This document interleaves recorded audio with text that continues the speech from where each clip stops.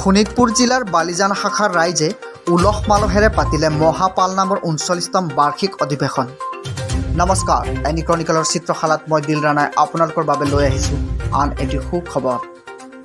শোণিতপুৰ জিলাৰ বালিজানত একশৰন ভাগৱতী সমাজৰ তেজপুৰ জিলা শাখাৰ 39 সংখ্যক জিলা মহাপাল নাম আৰু বাৰ্ষিক অধিৱেশন অতি সুন্দৰভাৱে আয়োজন কৰিছে আয়োজক সমিতি।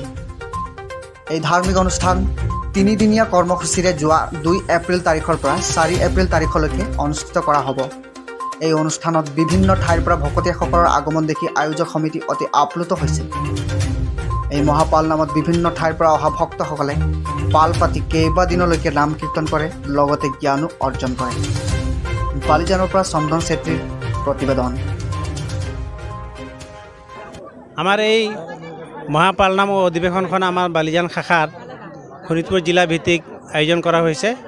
যোৱাকালিৰ পৰা আৰম্ভ হৈছে, আজি দ্বিতীয় দিনা। আজি মহাপাল নাম হৈ গ'ল আৰু অহাকালি শৰণ ভাগ আছে। এইখিনি কাৰ্যসূচী আছে। ধন্যবাদ।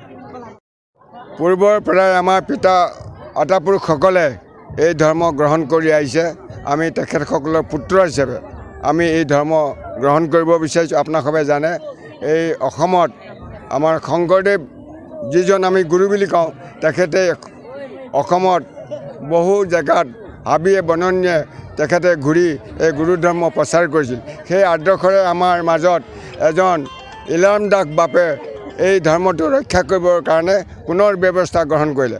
সেই ব্যৱস্থাৰ মাধ্যমেৰে আমাৰ একখন ভাগৱতী সমাজৰ সমূহ বাপ বান্ধৱ আই মাতৃ তৰুণ তৰুণীসকলে তেখেতৰ আদৰ্শৰে এই গুৰু ধৰ্ম ভৱিষ্যত ৰক্ষা কৰিবৰ কাৰণে আমি ব্যৱস্থা গ্ৰহণ কৰিছোঁ। ধন্যবাদ।